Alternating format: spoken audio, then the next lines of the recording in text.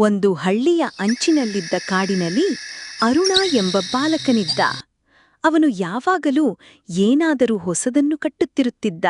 ಅಯ್ಯೋ ನೋಡಿ, ಇವನು ಮತ್ತೆ ಕಬ್ಬಿಣದ ಕಸವನ್ನೇ ಸೇರಿಸ್ತಿದ್ದಾನೆ. ಅರುಣ ಸ್ವಲ್ಪ ಬೇಸರದಿಂದ ತಲೆಯನ್ನು ತಗ್ಗಿಸುತ್ತಾನೆ.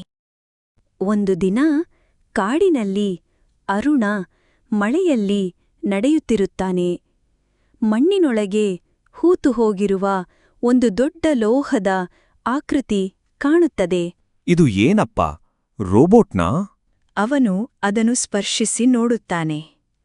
ಅರುಣ ಮೃದುವಾಗಿ, ಚಿಂತಿಸಬೇಡ, ನಾನು ನಿನ್ನನ್ನು ಸರಿಪಡಿಸುತ್ತೇನೆ. ಅರುಣ ಹಗಲು ರಾತ್ರಿ ಜೋಡಣೆ ಮಾಡುತ್ತಾನೆ. ಕಬ್ಬಿಣ ತೊಳೆಯುವುದು, ತಂತಿ ಕಟ್ಟಿ ಸೌರಫಲಕ ಜೋಡಿಸುವುದು.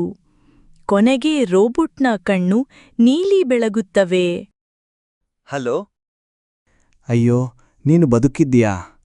ನಿನಗೆ ರೋಬೋ ಅಂತ ಹೆಸರಿಡ್ತೀನಿ. ಅರುಣ ಮತ್ತು ರೋಬೋಟ್ ಸ್ನೇಹ ಬೆಳೆಸುವುದು. ರೋಬೋಟ್ ಆಟದಲ್ಲಿ ಭಾಗವಹಿಸುತ್ತಾನೆ. ಕಥಾಪುಸ್ತಕ ಓದುವುದರಲ್ಲಿ ಅರುಣನಿಗೆ ಜೊತೆಗಾರ. ಅಮ್ಮನಿಗೆ ನೀರು ತರಲು ಸಹಾಯ. ಅಯ್ಯೋ ಅರುಣ್, ನಿನ್ನ ಸ್ನೇಹಿತ ಎಷ್ಟು ಒಳ್ಳೆಯವನಪ್ಪ.